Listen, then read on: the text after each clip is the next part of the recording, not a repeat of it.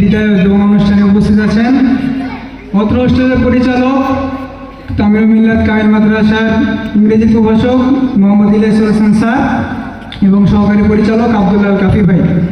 সাথে আরও উপস্থিত আছেন আমাদের তামিল মিল্লাত কামিল মাদ্রাসার আরবি প্রভাষক রাইসুল ইসলাম স্যার।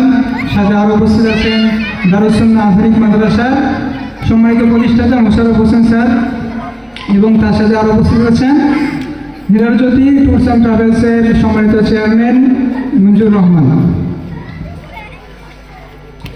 শুরুতেই মহান রবের কাছে আমরা শুকরিয়া আদায় করতেছি, যিনি আমাদেরকে সুস্থতার সাথে এই অনুষ্ঠানে উপস্থিত হওয়ার তৌফিক দান করেছেন। সবাই বলি আলহামদুলিল্লাহ।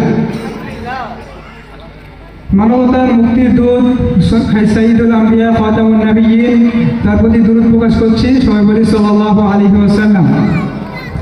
বক্তব্য শুরুতেই আমি আমাদের শিক্ষকদের প্রতি কৃতজ্ঞতা প্রকাশ করছি, যারা তাদের মূল্যবান সময় ব্যয় করে আমাদের এই অনুষ্ঠানে উপস্থিত হয়েছেন এবং আমাদের অনুষ্ঠানকে ধন্য করেছেন। ছাত্রদের প্রতি আমি ভালোবাসা প্রকাশ করছি, যাদের উপস্থিতি আমাদের এই অনুষ্ঠানকে মনোমুগ্ধকর করে তুলেছে। আজকে আমাদের এই অনুষ্ঠানটি হচ্ছে দোয়া অনুষ্ঠান। তো আমাদের মূল উদ্দেশ্য হচ্ছে দোয়া। তো সবাই আমাদের জন্য দোয়া করবেন, যাতে আমরা আমাদের দাখিল পরীক্ষায় ভালো ফল অর্জন করতে পারি এবং ভবিষ্যতে জাতির কল্যাণে কাজ করতে পারি।